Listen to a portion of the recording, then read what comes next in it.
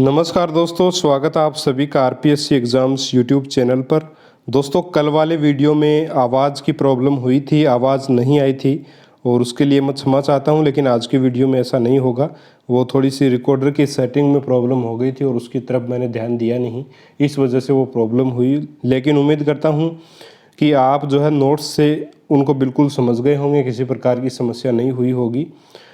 आज दोस्तों मैं आपको बताना चाहूँगा कि अपन जो है संस्कृत शिक्षण के कौशलों को अपन पढ़ रहे थे, जिसमें अपन ने 3 कौशल पढ़ लिए हैं। टोटल अपन 5 कौशल पढ़ेंगे और आज अपन प्रश्नोत्तर कौशल, साथ ही आपका जो प्रवाह कौशल प्रश्न है उनको पढ़ेंगे। और इसके अलावा जितना भी यूनिट नंबर 4 है वो उसका कंप्लीट पूरा निचोड़ एकदम आज इस वीडियो में अपन देखने वाले हैं, ठीक है। यानी कि ये वीडियो आपके लिए बहुत ज़्यादा इंपॉर्टेंट है। यूनिट नंबर 4 जो है उसका पूरा निचोड़ यहाँ पे आपको देखने को मिलेगा। काफ़ी इंपॉर्टेंट वीडियो होने वाला है, शुरू से लेकर लास्ट तक वीडियो को ज़रूर देखें। चैनल पर नए हैं, सब्सक्राइब नहीं किया, सब्सक्राइब ज़रूर करें। अगर सब्सक्राइब आप नहीं कर रहे हैं और आप चैनल पर बिल्कुल अभी नए आए हैं तो एक बार पूरा वीडियो को देखिएगा। आपको हमारी बातें अगर ठीक लगें, समझ में आए तो आप सब्सक्राइब ज़रूर करें, अन्यथा जो है आपकी मर्जी होगी। चौथा अपना जो कौशल है दोस्तों वो है प्रश्नोत्तर कौशल। प्रश्नोत्तर कौशल प्रश्न क्या होते हैं दोस्तों? ये होते हैं पढ़ाने के बाद किए जाने वाले प्रश्न। यानी पाठ को अपन ने पूरा पढ़ा दिया, उसके बाद जो प्रश्न किए जाते हैं उनको बोलते हैं अपन प्रश्नोत्तर कौशल प्रश्न।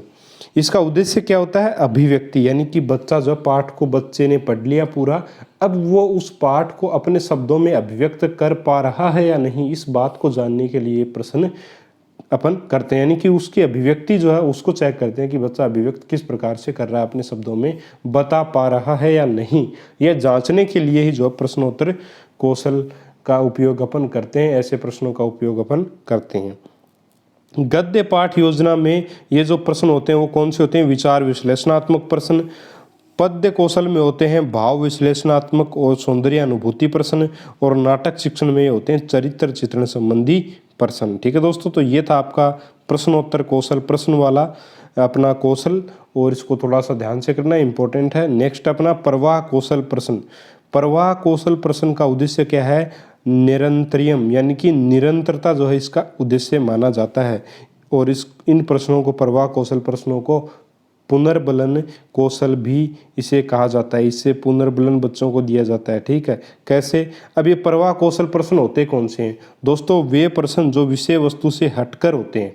यानी विषय वस्तु से हटकर अगर अपने को ज्ञान करवाना, यानी पाठ में जो है वो तो अपन ने बच्चों को पढ़ा दिया, इसके अलावा जो भी अपने पाठ के अलावा पाठ से संबंधित जो भी चीज़ें हैं उसका ज्ञान बच्चों को अगर अपने को करवाना है तो उसके लिए अपन प्रवाह कौशल प्रश्नों का प्रयोग करते हैं। बच्चों से पाठ से जुड़ी जो चीज़ें अपन ने नहीं पढ़ाई पाठ में वो पूछते हैं, और कुछ बच्चे जवाब देने में सक्षम होते हैं। अगर वो अपने को जवाब देते हैं तो अपन उनको जो है पुनर्बलन भी इसमें देते हैं। तो पुनर्बलन कौशल, इसीलिए पुनर्बलन कौशल प्रश्न भी प्रवाह कौशल प्रश्नों को कहा जाता है, वो इसीलिए कहा जाता है, ठीक है। विषय वस्तु से हटकर जो है ज्ञान करवाने के लिए इन प्रश्नों का प्रयोग करते हैं। उच्च स्तरीय कक्षाओं के लिए ये प्रश्न काफ़ी उपयोगी होते हैं।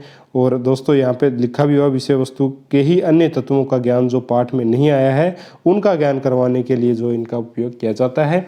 और इसका उद्देश्य क्या है?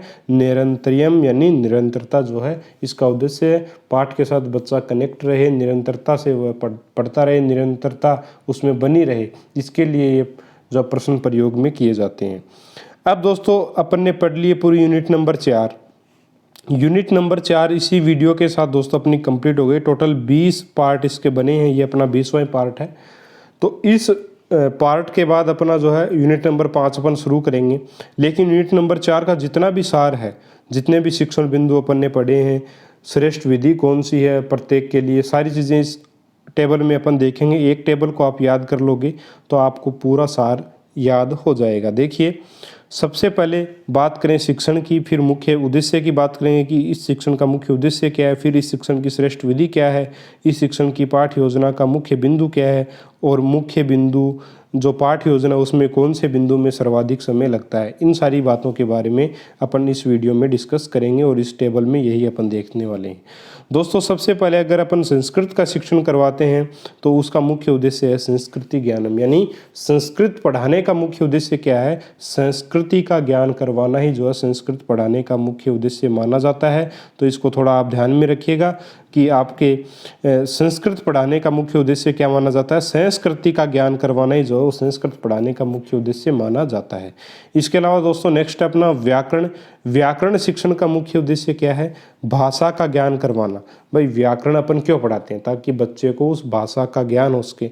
तो व्याकरण शिक्षण का मुख्य कार्य है भाषा, मुख्य उद्देश्य है भाषा ज्ञान करवाना। और इसकी श्रेष्ठ विधि कौन सी है, आगमन निगमन विधि।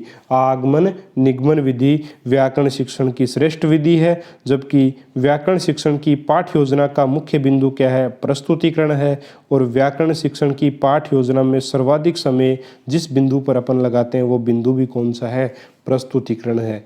दोस्तों इस प्रकार से अगर अपन याद करेंगे व्याकरण शिक्षण को तो व्याकरण शिक्षण बहुत आसान हो जाएगा। व्याकरण शिक्षण का मुख्य उद्देश्य भाषा का ज्ञान करवाना, श्रेष्ठ विधि इसके लिए आगमन निगमन विधि है, पाठ्य योजना का मुख्य जो बिंदु है वो आपका प्रस्तुतिकरण है, और सर्वाधिक समय जिस बिंदु में लगता है वो भी आपका कौन सा है, प्रस्तुतिकरण यहाँ पे होगा।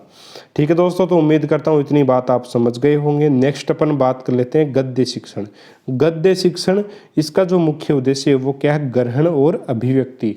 ग्रहण करना चीज़ को और फिर अभिव्यक्त करना, यानी कि कैसे, गद्य शिक्षण में टीचर अपने को आगे खड़ा होकर के पढ़ाता है। ठीक है, टीचर अपने को पढ़ा रहे हैं, अपन ने पढ़ लिया, सुन लिया, ज्ञान को ग्रहण कर लिया, यानी कि सुन कर के ज्ञान को अपने क्या किया, ग्रहण किया। तो इसका पहला मुख्य उद्देश्य गद्य शिक्षण का पूरा हुआ, ग्रहण करने वाला ग्रहण कर लिया। अब उस ग्रहण किए हुए ज्ञान को अपन अभिव्यक्त किस प्रकार से कर सकते हैं, ये आपके प्रवाह कौशल, प्रश्न और प्रश्नोत्तर कौशल में अपन चेक करते हैं। तो ग्रहण और अभिव्यक्ति जो है मुख्य उद्देश्य होते हैं किसके, गद्य शिक्षण के। गद्य शिक्षण में सबसे पहले बताई हुई चीज़ को ग्रहण करेंगे, उसके बाद में अभिव्यक्ति यानी पहले इनपुट होगा, उसके बाद आउटपुट अपने द्वारा दिया जाएगा। और इसके लिए श्रेष्ठ विधि जिसको बोला गया है वो है दोस्तों आपकी उद्बोधन विधि या फिर व्याख्या विधि, जो मैंने आपको डिटेल से पढ़ा दी है। गद्य शिक्षण की पाठ्य योजना का जो मुख्य बिंदु है वो है आदर्श वाचन। जो आदर्श वाचन है दोस्तों वो किसके द्वारा किया जाता है, शिक्षक के द्वारा किया जाता है, जिसमें उच्चारण को भी ध्यान में रखा जाता है। शुद्ध उच्चारण बिल्कुल किया जाता है, आराम से उच्चारण किया जाता है, ताकि बच्चे भी जो है पीछे पीछे वैसा ही उच्चारण कर सकें। तो यहाँ पे आदर्श वाचन जो है वो पाठ्य योजना का मुख्य बिंदु माना जाता है। फिर सर्वाधिक समय जिस बिंदु में लगता है वो है काठिन्य निवारण। भाई गद्य शिक्षण को पढ़ाते समय कुछ कठिन शब्द आ जाते हैं जिनका अर्थ बच्चों को समझ में नहीं आता है। उन शब्दों का अर्थ समझाने के लिए काठिन्य निवारण का उपयोग टीचर करता है, और इसमें सर्वाधिक समय जो है यहाँ पे लगता है। तो दोस्तों काठिन्य निवारण की जो प्रक्रिया वो श्यामपट्ट पे करवाई जाती है। श्यामपट्ट यानी कि जो आपका ब्लैक बोर्ड होता है, श्यामपट्ट कौशल में मैंने आपको कल पढ़ाया था इसको। तो काठिन्य निवारण कहाँ पे होता है, आपका श्यामपट्ट पे दोस्तों होता है। तो इस प्रकार से जो है दो व्याकरण शिक्षण, गद्य शिक्षण अपने हो गए। पद्य शिक्षण दोस्तों, पद्य शिक्षण की जो मुख्य बिंदु है वो क्या है, मुख्य उद्देश्य क्या है पद्य शिक्षण का, रसानुभूति और सौंदर्यानुभूति, यानी कि रस की प्राप्ति कविता शिक्षण को पढ़ कराते समय होनी चाहिए, यानी कि कविता को सुर, लय और ताल के साथ पढ़ाना चाहिए, तभी कविता शिक्षण या पद्य शिक्षण पढ़ाने का सही अर्थ अपना साबित होता है। तो इसका मुख्य उद्देश्य रसानुभूति और सौंदर्य अनुभूति, सौंदर्य का बोध करवाना, कौन कौन से सौंदर्य नाद छंद दिए हुए हैं वो सारे उसी प्रकार से बताने चाहिए अपने को, और लय के साथ कविता को पढ़ाया जाना चाहिए। इसकी जो मुख्य विधि है, सर्वश्रेष्ठ विधि है पद्य शिक्षण की, वो आपकी खंडान्वय विधि। दोस्तों एक होती है इसमें दंडान्वय विधि। दंडान्वय विधि में सिर्फ व्याकरण के प्रश्न ही पूछे जाते हैं, जबकि खंडान्वय विधि में श्लोक से संबंधित प्रश्न आ जाते हैं। बिल्कुल छोटे छोटे कर्ता कौन है, क्रिया कौन है, इस प्रकार के प्रश्न नहीं होते। इसमें जो है बिल्कुल सीधे सीधे, जैसे राम लक्ष्मण के घर गया तो प्रश्न क्या होगा, लक्ष्मण किसके घर गया, राम के घर। जबकि दंडान्वय विधि में कैसे प्रश्न होते हैं, राम लक्ष्मण के घर गया तो यहाँ पे कर्ता कौन है, तो कर्ता अपने को उसमें बताना हो, यानी वहाँ व्याकरणात्मक प्रश्न होंगे, और यहाँ पे जो खंडान्वय विधि में सीधे प्रश्न पूछे जाते हैं। इसलिए खंडान्वय विधि को दंडान्वय विधि से बेस्ट बताया गया है।